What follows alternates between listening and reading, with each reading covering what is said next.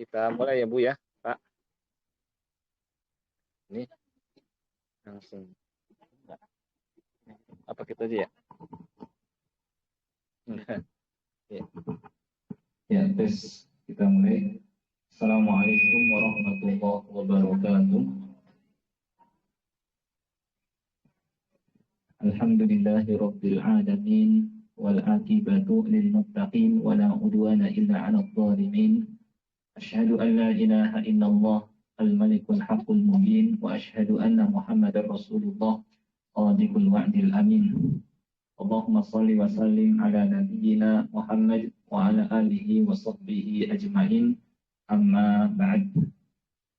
Puji serta syukur kita panjatkan kehadirat Allah Subhanahu wa Ta'ala yang tidak henti-hentinya melimpahkan kepada kita semua nikmat-nikmatnya, terutama adalah nikmat Islam, nikmat iman, nikmat hidayah, nikmat taufik, nikmat sehat walafiat, dan nikmat-nikmat lainnya yang sama-sama kita rasakan, yang semuanya patut untuk kita syukuri.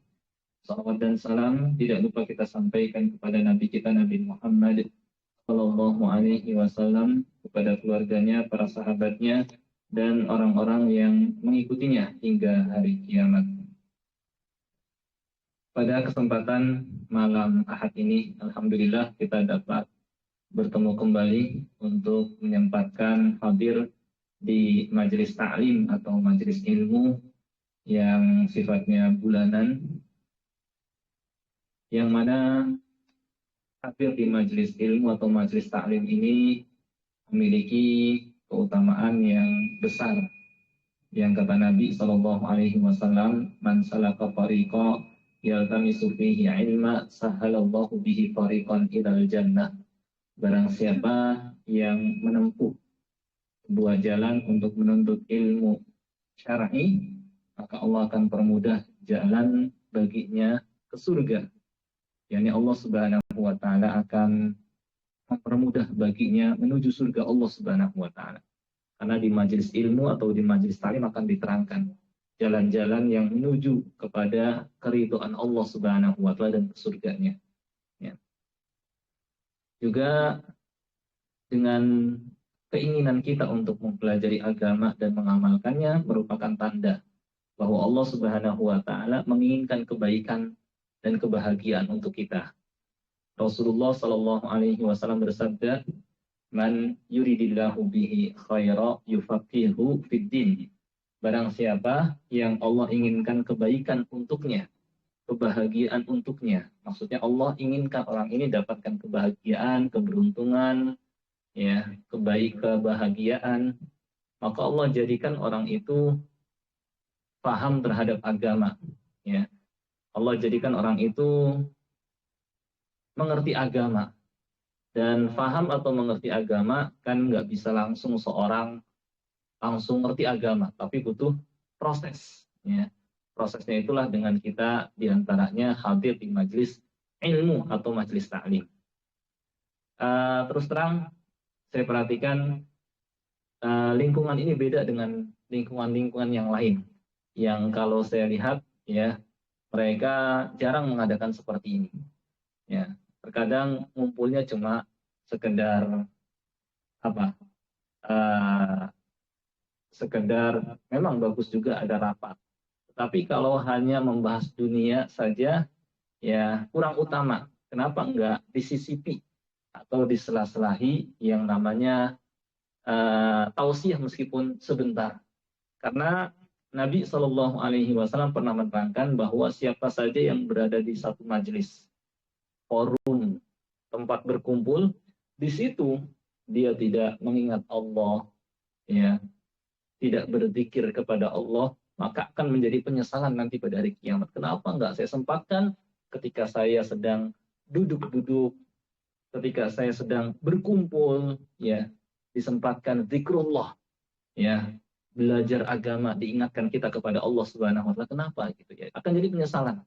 Maka alhamdulillah, ya, kalau di sini maksudnya diadakan kegiatan semacam ini dan istiqomah, ya.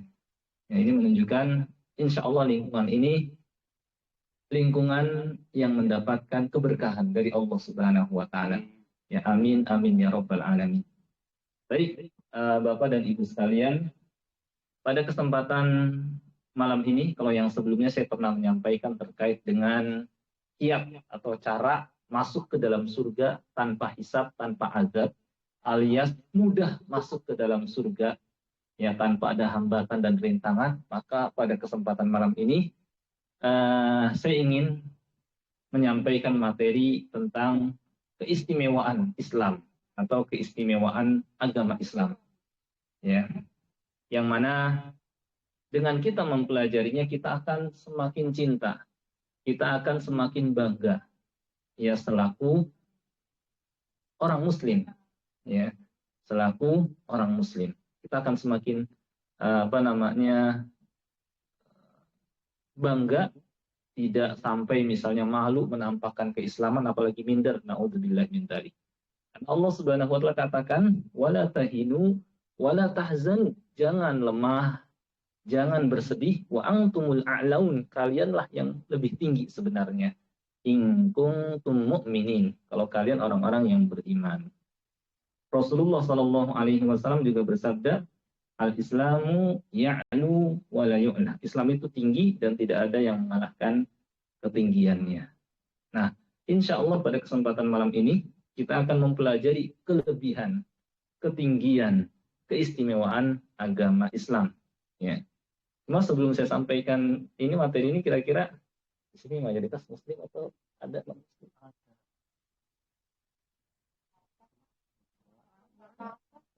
Enggak, maksudnya gang ini. Ada 5 oleh, saya khawatir. Nggak apa-apa ya. Oh gitu. Cuma supaya kita semakin bersyukur kepada Allah Subhanahu wa taala. Ya. Ya.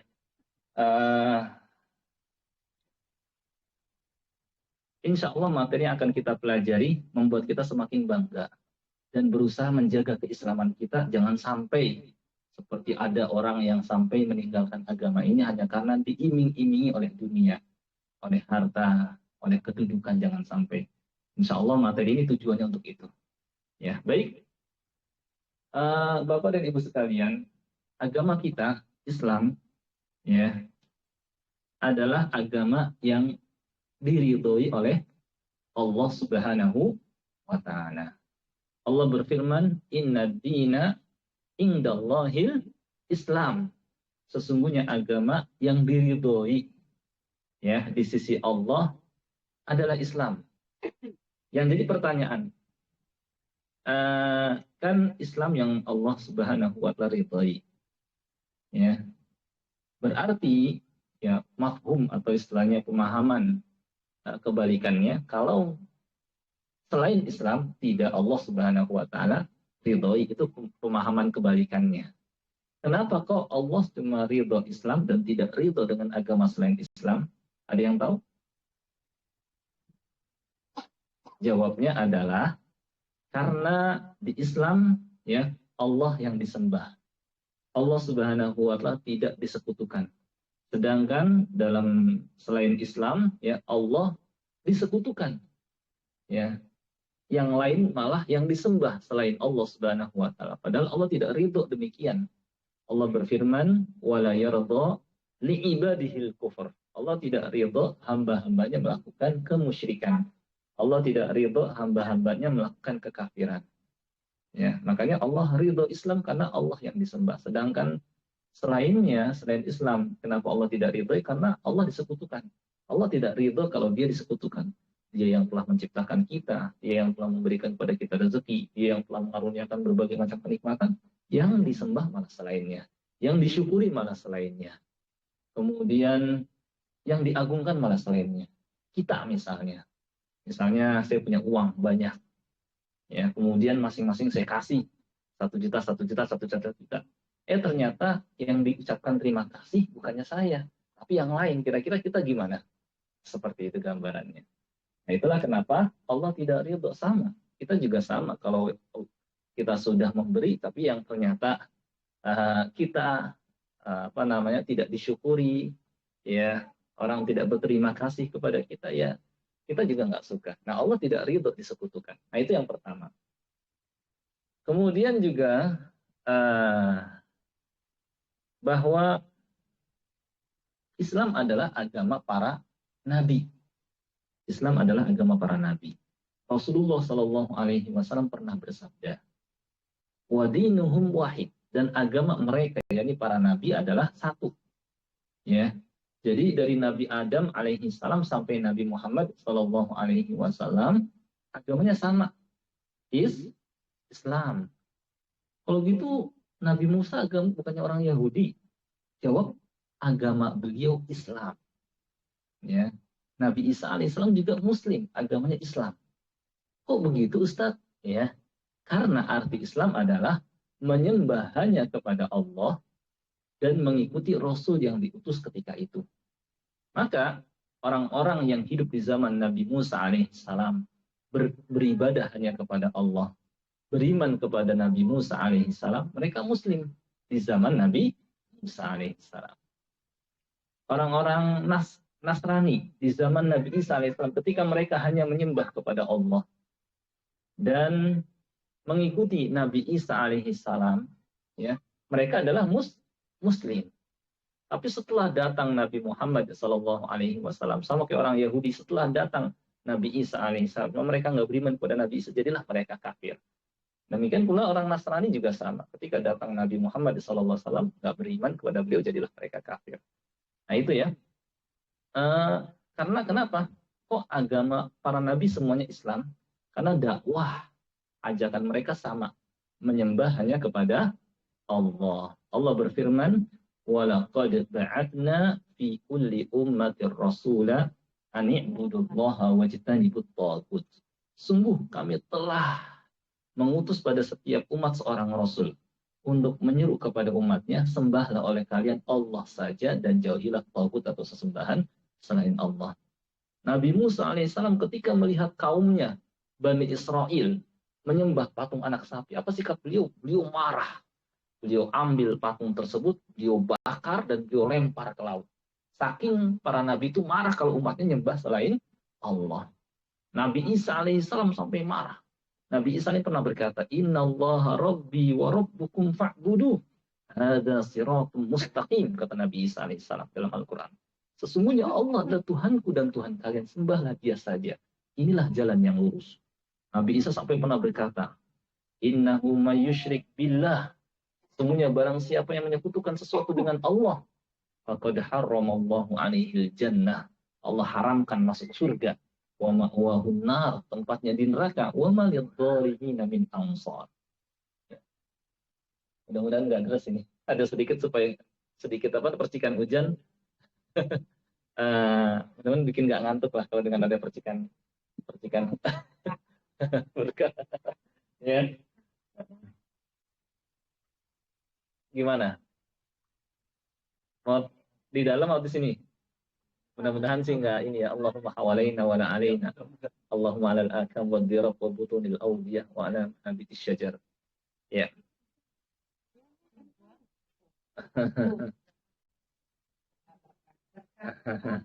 Ya, enggak apa-apa. Baik. Masih sedikit bersik. Baik. Ya. Nabi Isa alaihissalam pernah mengatakan seperti itu. Ya, sungguhnya kalau saya ngikut aja nih, kalau mau bergeser siap, kalau mau lanjut dulu ya, sampai kelihatan. Ya baik, saya juga percepat insya Allah.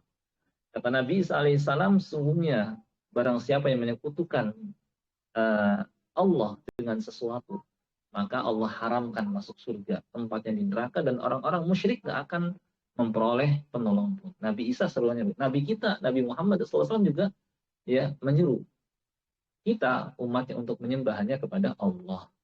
Makanya Nabi Musa agamanya Islam, Nabi Isa agamanya Islam, Nabi Muhammad SAW juga Islam. Maka ketika orang-orang Yahudi bilang Ibrahim itu agamanya Yahudi, orang Nasrani mengatakan bahkan agamanya Nasrani, Allah membantah. Allah berfirman, maka Ibrahim Yahudi wala Nasraniya, walakin kana hanifan muslima wa ma kana minal musyrikin. Nabi Ibrahim itu agamanya bukan Yahudi, bukan pula Nasrani. tetapi beliau seorang Hanif dan Muslim. Ya. Lalu bagaimana tuh istilah Yahudi gimana kok jadi agama? Jawabnya, asalnya bukan agama Yahudi itu. Asalnya adalah sebagian ulama dan ahli sejarah mengatakan Yahudi itu berasal dari Yahuda atau Yahuda, anak di antara Nabi Yakub alaihissalam. Maka keturunannya nisbat kepadanya jadi Yahudi. Ada juga yang mengatakan disebut Yahudi bukan nama agama, dulu mereka agamanya Islam. Ya, disebut Yahudi karena mereka dulu atau sampai sekarang ketika sholat atau ibadah di hadapan Haikal Sulaiman sambil baca Taurat mereka goyang-goyang. Arti Yahud adalah yatahawwadun, yataharrokun, sambil goyang-goyang di hadapan Haikal Sulaiman.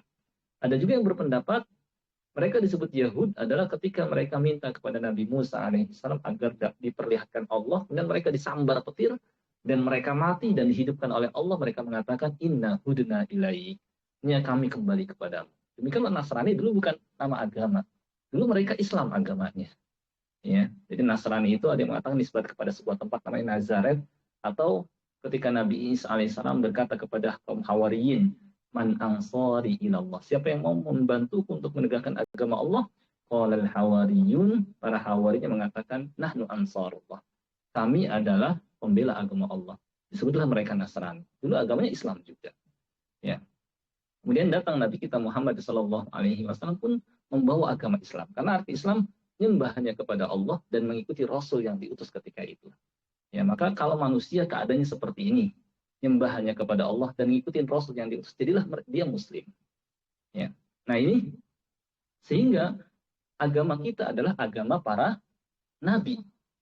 Ya, sampai-sampai ada orang Yahudi itu mereka paling ngerti, tahu kebenaran, cuma mereka sayang nggak mau beriman. Seorang sejarawan Yahudi mengatakan, mengakui memang betul dari sejak zaman Nabi Adam sampai ya Nabi Muhammad hanya ada satu agama, Islam saja, nggak ada yang lain. Itu dia terangkan seperti itu dengan panjang lebar. Dia ngakui sebenarnya, cuma sayangnya nggak mau beriman kepada Nabi Muhammad SAW. Padahal paling tahu. Bahkan kata Allah tentang orang Yahudi, alladzina atainahumul kitaba ya'rifunahu kama ya'rifuna abna'ahum. Orang-orang yang kami berikan kepadanya Alkitab Taurat, mereka mengenali kenabian dan kerasulan Muhammad seperti mereka mengenali anak mereka sendiri. Saking jelasnya kenabian dan kerasulan Nabi kita Muhammad sallallahu alaihi wasallam. Ini yang kedua, agama kita sebagai agama para nabi. Yang ketiga adalah bahwa agama kita adalah agama yang lengkap. Dari mana bahwa agama kita adalah agama yang lengkap? Pernah suatu ketika ada seorang musyrik datang kepada sahabat bernama Salman Al-Farisi. Dia bertanya kepada Salman, "Qad 'allamakum nabiyyukum kulla syai'in hatta al-qira'ah?" Apakah nabi kalian sallallahu alaihi wasallam mengajarkan berbagai masalah sampai masalah buang air? Kata Salman, "Ajal, iya. Beliau mengajarkan kepada kami ketika buang air tidak menghadap kiblat dan tidak membelakanginya, tidak beristinja dengan tangan kanan, dan tidak beristinja dengan batu yang kurang dari 3, dan dengan kotoran binatang." Kalau masalah buang air dibahas ya oleh agama kita Islam, apalagi masalah yang lebih di atas itu, masalah ibadah, masalah akidah, masalah muamalah, ternyata memang dibahas. Sehingga kalau kita lihat kitab-kitab fikih, muatannya ada ibadah, fikih ibadah, ada fikih muamalah, ada fikih jinayat, ada fikih waris dan seterusnya. Ya, ini menunjukkan bahwa agama kita adalah agama yang lengkap. Ya, maka kita bersyukur kepada Allah, alhamdulillah Allah berikan kepada kita hidayah kepada Islam yang merupakan agama yang telah sempurna, yang lengkap. Ya, kita kalau ingin belajari lebih lanjut, ya, bukti akan kelengkapan agama kita, pelajari Al-Quran berikut tafsirnya, pelajari hadis berikut syarahnya, kita akan mengetahui kelengkapan agama ini. Ya.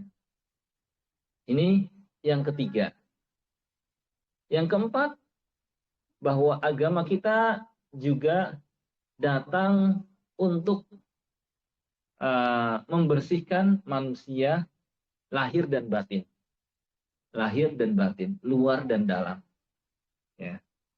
Apa bukti bahwa agama kita datang untuk membersihkan manusia lahir dan batin? Ya.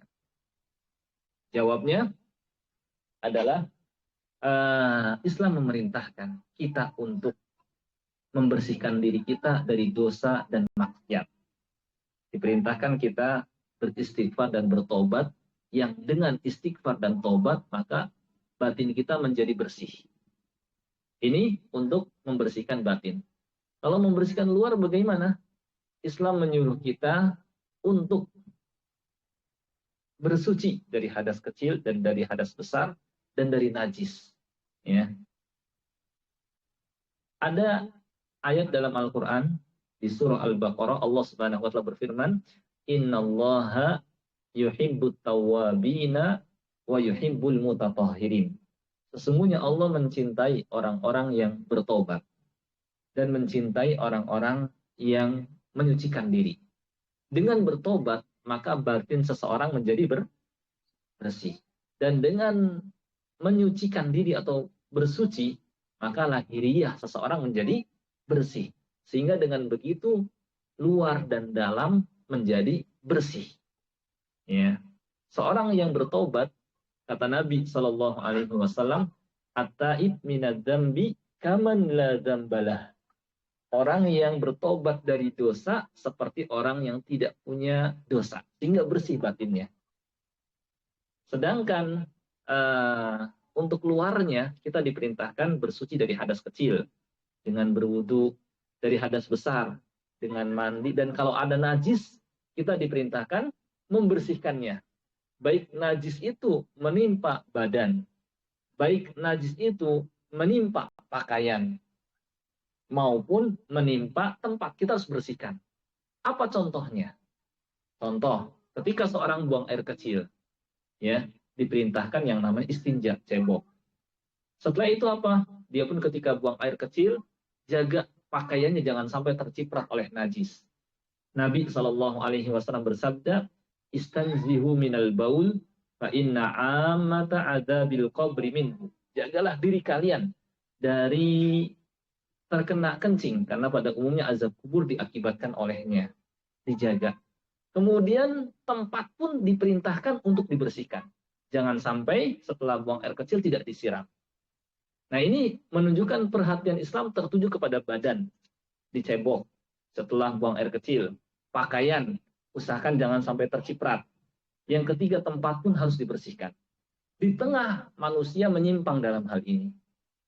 Sebagian orang yang tidak belajar Islam, mereka terkadang hanya memperhatikan badan. Setelah buang air kecil cebok, cuma tidak disiram, salah.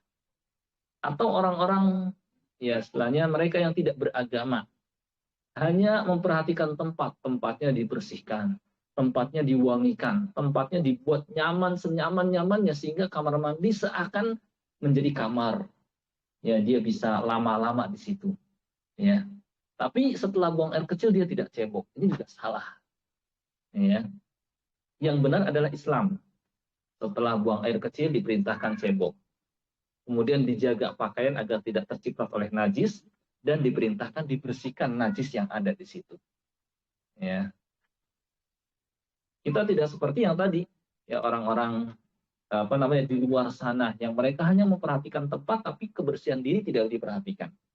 Setelah buang air kecil tidak cebok, pakaian mungkin terciprat, tapi diwangikan sewangi-wanginya, dibersihkan sebersih-bersihnya, sehingga bisa berlama-lama di kamar mandi. Padahal yang senang berlama-lama di kamar mandi itu seperti, ya, jin, ya. Kan ada doa sebelum masuk kamar mandi atau sebelum masuk toilet, Allahumma inni a'udzubika minal khubuthi wal khaba'ith. Ya Allah, sungguhnya aku berlindung kepada Engkau dari setan laki-laki dan setan perempuan. Kenapa kau bacanya dari setan laki-laki dan setan perempuan? Kata ulama, karena yang betah lama-lama di situ, maksudnya yang tempat tinggalnya jin dan setan itu adalah toilet. Tempat tinggalnya setan dan jin adalah toilet. Dia lebih senang di situ lama. Ya, maka nggak usah lama-lama. Selesai kebutuhan udah gitu. Nah, itu ya. Nah, berarti di antara kelebihan dan keistimewaan agama kita agar kita semakin bangga dan menjaga agama kita adalah bahwa agama kita membersihkan kita luar dan dalam. Luarnya dengan apa tadi, Bu? Suci dari hadas kecil dan hadas besar, serta dari najis. Batinnya dengan apa? Istighfar dan taubat dari maksiat. Dengan begitu batin kita menjadi bersih. Sesuai dengan doa setelah wudhu. Asyhadu an la ilaha illallah wahdahu la syarikalah wa asyhadu anna Muhammadan abduhu wa rasuluh. Allahumma ja'alni minat tawabina wa ja'alni minal mutatahhirin. Ya Allah, jadikanlah aku termasuk orang yang bertobat dan jadikanlah aku termasuk orang yang bersuci. Dengan tobat batinnya bersih, dengan bersuci maka luarnya juga menjadi bersih, sehingga bersih luar dan dalam. Ini yang ketiga. Nah, yang keempat, bahwa Islam datang untuk memperbaiki hubungan kepada semua pihak. Kepada Allah Tuhan kita, kepada antar sesama manusia, dan makhluk lainnya, dan terhadap diri sendiri. Rasulullah Shallallahu Alaihi Wasallam pernah bersabda, ittaqillaha haitsuma kunt, wa atbi'is sayyi'atal hasanata tamhuha, wa khaliqin nasa bi khuluqin hasan. Kata Nabi Shallallahu Alaihi Wasallam, bertakwalah kepada Allah di mana saja kamu berada. Iringilah perbuatan buruk yang engkau kerjakan dengan perbuatan baik. Niscaya perbuatan baik itu akan menghapus perbuatan buruk yang kita kerjakan. Dan bergaulah dengan orang lain dengan akhlak yang mulia. Kita akan pahami pernyataan atau hadis Nabi Shallallahu Alaihi Wasallam ini ketika dibuat pertanyaan 3. Pertama, bagaimana caranya agar hubungan kita dengan Allah menjadi baik? Kedua, bagaimana caranya memperbaiki diri kita yang jatuh ke dalam dosa?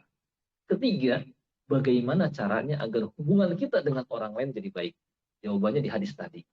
Cara agar hubungan kita dengan Allah menjadi baik adalah dengan bertakwa kepada Allah di mana saja kita berada.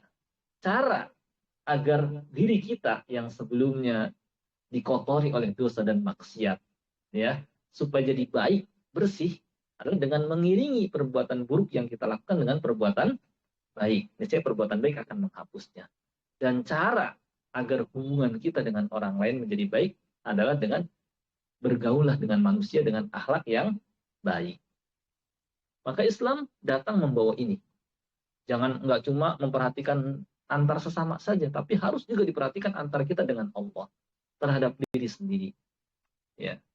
Makanya dalam Al-Quran Allah berfirman, laisal birra an tuwallu wujuhakum qibalal masyriqi wal maghrib. Orang dikatakan baik itu bukan orang yang ketika ibadahnya menghadap ke arah timur dan barat. Walakinnal birra, akan tapi orang dikatakan baik itu man amana billahi wal yawmil akhir. Yang hubungannya dengan Allah baik dengan beriman kepada Allah dan hari akhir, malaikat dan seterusnya. Wa aqamas shalah, mendirikan salat, menunaikan zakat. Kemudian juga wa atal mala ala hubbihi dawil qurba, memberikan harta yang dicintainya kepada kerabatnya, anak yatim, orang miskin. Hubungannya dengan orang lain baik terhadap diri sendiri. Wasabina fil ba'sa'i wad dharra'i wa hinal ba's, memiliki sikap sabar dalam berbagai keadaan dan seterusnya. Jadi nggak cukup dalam bergaul dengan orang lain baik, ya, ketemu senyum bagus sudah, salam sapa sudah bagus, tapi tidak cukup. Dia pun harus baiki hubungannya dengan Allah. Karena Islam itu hablum minallah dan hablum minan nas. Baik sama orang lain tapi sama Allah nggak bagus, belum dikatakan baik. Baik sama Allah tapi sama manusia nggak baik juga belum dikatakan baik. Misalnya yang baik sama sama Allah, cuma nggak baik sama orang lain, rajin sholat, rajin puasa, ya, tetapi nyakitin tetangga. Nah ini nggak baik, belum dikatakan baik. Ya, kata Nabi Shallallahu Alaihi Wasallam, wallahi la yu'min, la yu'min, la yu'min. Demi Allah tidak beriman, tidak beriman, tidak beriman, tidak sempurna imannya. Alladzi la ya'man jaruhu bawa'iqah, yang tetangganya sampai nggak nyaman gara-gara diganggu sama tetangganya, ya, gara-gara diganggu sama dia. Nah ini menunjukkan nggak cukup hanya bagus dia rajin sholat, rajin puasa, ya, rajin sholat sunnah, baca Quran, tapi sama tetangga hubungannya nggak bagus. Ini belum dikatakan orang baik. Ya. Juga belum dikatakan orang yang baik hanya bergaul dengan manusia baik, tapi sama Allah nggak bagus. Ya, ketemu senyum, kemudian sopan, kemudian sapa, tapi ya sholat ditinggali. Nah, ini belum dikatakan bagus begitu. Orang dikatakan baik apabila hablum minallah dan hablum minan nasnya baik. Paham ya Pak, Bu ya? Nah, itu. Nah, Islam memperbaiki hubungan kepada semua pihak, kepada Allah, kepada orang lain, dan terhadap diri sendiri, tidak melupakan. Gitu ya. Yang terakhir, ya, supaya semakin jelas ya.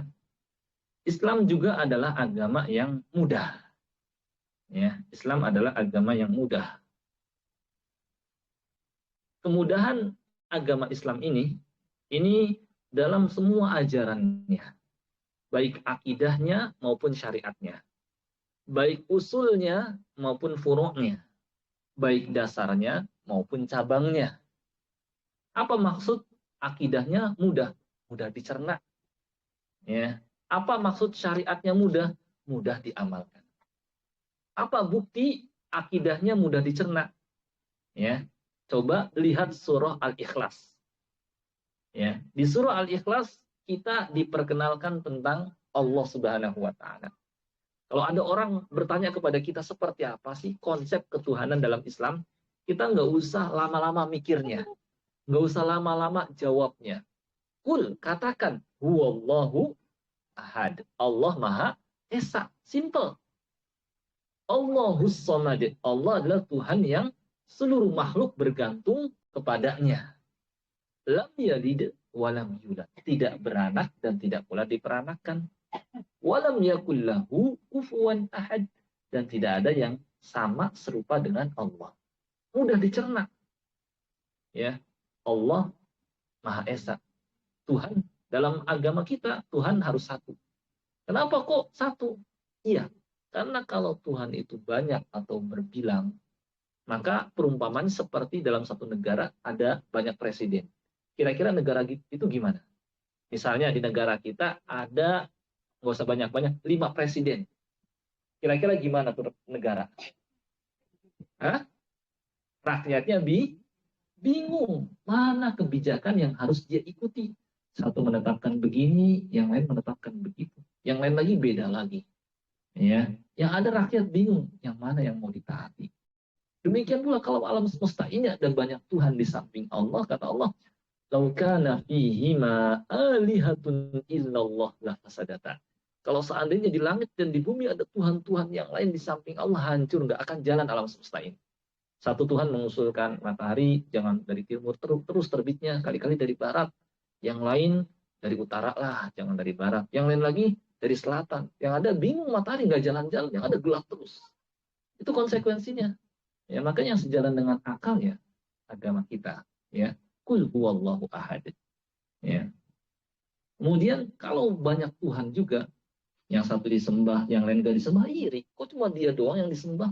Saya kan juga sama-sama Tuhan, saya juga disembah. Kitanya capek, ya kan?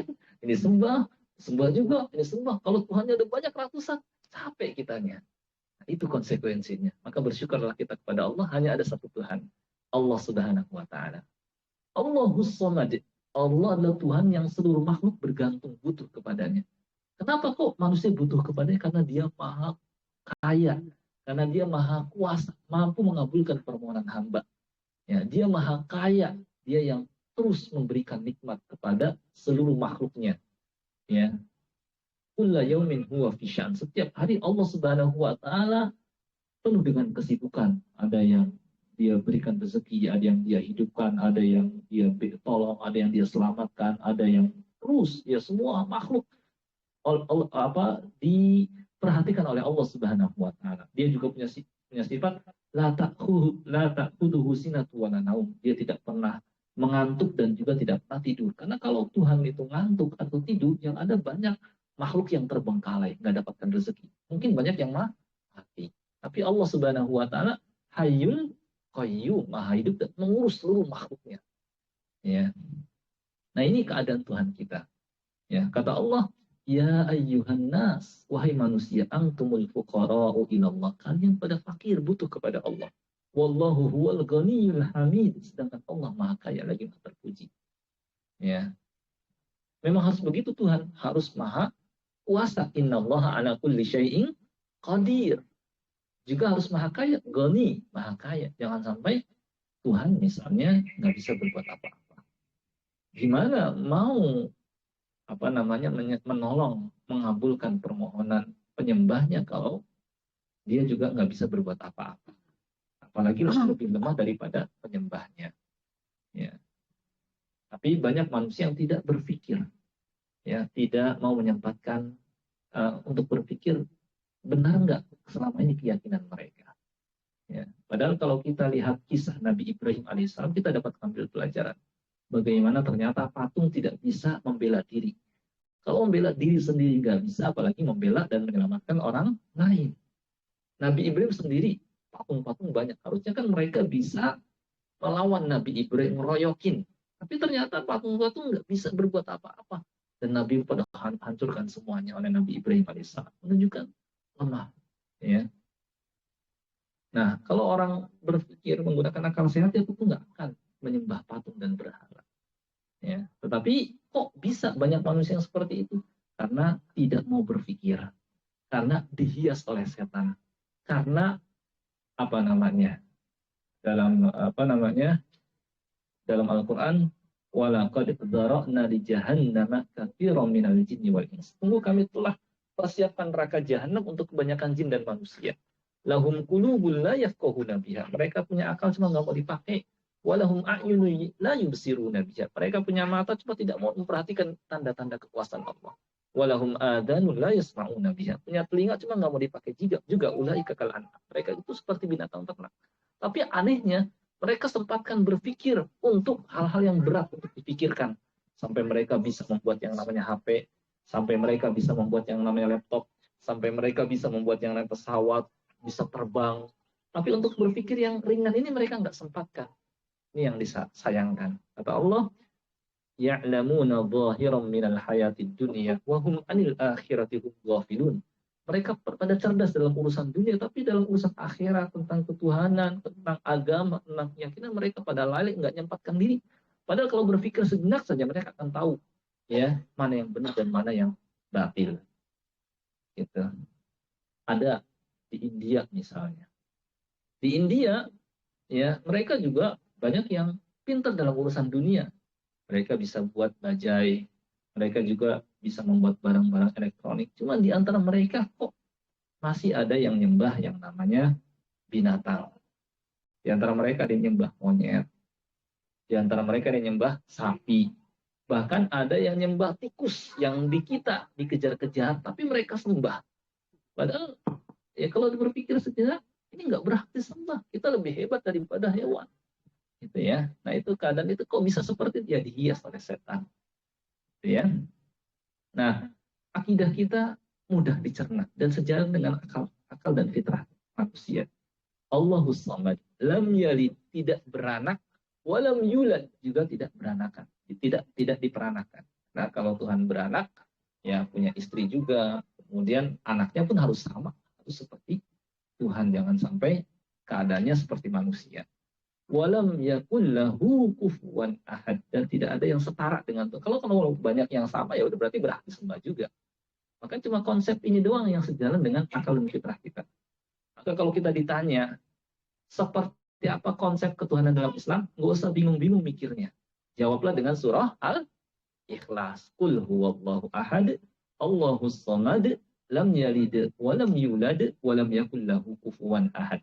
Gamblang, jelas, dan penuh dengan keindahan dalam bahasa Arab. Ini namanya ilmu balaghah, sastra. Akhirannya sama, dal semuanya. Ahad, qul huwallahu ahad, Allahus samad, lam yalid walam yulad walam yakul lahu kufuwan ahad. Ini udah sastra yang tinggi. Ya, karena memang dari Allah. Ya, kalau kita pelajari ilmu sastra Arab, kita akan ketahui tingginya sastra Al-Qur'an. Akhirannya kadang sama-sama, seperti wasyamsi wadduhaha wal qamari idza talaha wan nahari idza jallaha wal laili idza yaghshaha was samaa'i wama banaha Kalau di puisi itu AA semuanya, tapi isinya jelas gamblang, gitu ya. Nah itu akidahnya mudah dicerna. Sedangkan syariatnya mudah diamalkan. Kata Nabi Shallallahu Alaihi Wasallam tentang sholat, sholli qaimah, sholatlah sambil berdiri. Fa'ilam tastati faqaidah. Kalau nggak bisa boleh sambil duduk. Fa'ilam tastati fa'ala jambit. Kalau nggak bisa duduk boleh sambil berbaring. Ya, disesuaikan dengan kemampuan. Kemudian juga kalau seorang tidak bisa berwudu, ya, menggunakan air, dia boleh bertayamum. Kemudian juga ketika tidak sanggup berpuasa, ya, maka dia bisa membayar fidyah, ya. Kemudian banyak sekali kemudahan dalam agama ini. Orang yang sedang safar, ya, yang harusnya mengerjakan sholat 4 rakaat jadi 2. Boleh juga menjamak, menggabungkan, ada jamak takdim, ada jamak takhir, ya. Kemudian juga boleh berbuka nanti di qadha pada hari yang lain. Kemudian juga antara yang halal dengan yang diharamkan lebih banyak yang halal daripada yang diharamkan. Buktinya kalau kita masuk ke minimarket misalnya, kita akan temukan banyakkan yang halal apa yang haram? Yang halal. Yang halal tidak terhitung jumlah. Yang haram bisa dihitung kalau dia ngejual yang haram. Minuman keras, kemudian daging khinzir, daging babi misalnya, atau yang haram lainnya. Bisa dihitung dengan jari. Tapi anehnya sudah yang haram sedikit, tapi manusia masih saja ada yang mendatangi yang haram. Beli minuman keras, beli bir. Ini berarti yang kelewatan manusianya. Dan lagi beban perintah agama pun tidak banyak. Sholat hanya sebentar, tidak makan waktu yang lama, tidak menghabiskan waktunya, dia masih bisa melakukan aktivitas. Bisa bersenang-senang, bisa bekerja, bisa, pokoknya apa yang dia butuhkan. Nggak ada ceritanya gara-gara sholat dia nggak bisa kerja, gara-gara sholat dia nggak bisa bersenang-senang, karena cuma sebentar. Zakat, apa yang diperintahkan separuh hartanya tidak, sepertiga tidak, seperempat tidak, 1/40, 2,5%, sedikit sekali. Misalnya seorang punya, itu pun ketika hartanya telah mencapai nisab ukuran wajib zakat, yaitu kira-kira 85 gram emas. Tinggal dikali 1 gramnya berapa, maka dibagi 40, 1/40 itu yang dikeluarkan 2,5%, sedikit sekali. Itu pun supaya ya orang miskin tidak iri kepadanya, supaya hubungan dia dengan orang miskin menjadi baik, ya, dan untuk membersihkan hartanya. Nah inilah diantara kelebihan agama kita, yang ini sebagai pelengkapnya, agama kita menyuruh beriman kepada semua kitab, beriman kepada semua rasul. Allah berfirman, amanar rasulu bima unzila ilaihi min rabbih wal mu'minun kullun amana billahi wa malaikatihi wa kutubihi wa rusulih la nufarriqu baina ahadin min rusulih. Ya, Rasul telah beriman, orang-orang mukmin juga telah beriman, semuanya beriman kepada Allah, malaikatnya, kitab-kitabnya, rasul-rasulnya. Kata mereka, la nufarriq, kami tidak beda-bedakan antara nabi yang satu dengan nabi yang lain, rasul yang satu dengan rasul yang, kitab yang satu dengan kita, beriman kepada semuanya. Ya, semuanya kita imani. Kita tidak seperti orang Yahudi yang hanya beriman sampai kepada Nabi Musa alaihissalam, dan kitab Taurat cuma nggak beriman kepada, kitab Injil nggak beriman kepada Nabi Isa. Kalau kita beriman kepada Nabi Musa dengan kitabnya Taurat, Nabi Isa dengan kitabnya Injil, tentu yang beriman kepada semuanya dengan yang hanya pada sebagiannya lebih bagus yang beriman kepada semua. Nah, inilah diantara kelebihan dan keistimewaan agama Islam, agar kita semakin bangga dengan agama ini, dan semakin yakin, dan jangan sekali-kali ya kita meninggal kecuali di atas agama Islam. Mungkin ini yang bisa saya sampaikan, mudah-mudahan bisa dipahami, bermanfaat. Ya, ini materi dasar agama ini ya, mudah-mudahan tidak menganggap ya ini materinya terlalu dasar, tapi ini penting insya Allah untuk kita ketahui. Wallahu a'lam wa sallallahu ala nabiyina Muhammad wa ala alihi wasallam. Saya kembalikan lagi kepada Pak Tri. Baik, terima kasih Pak Ustaz atas materi yang sudah disampaikan. Mungkin ada yang mau bertanya dulu tentang materi tadi atau yang lain? Ada Bu? Syukur alhamdulillah Allah ijabah. Kita semuanya sehingga sampai selesai materi taklim ini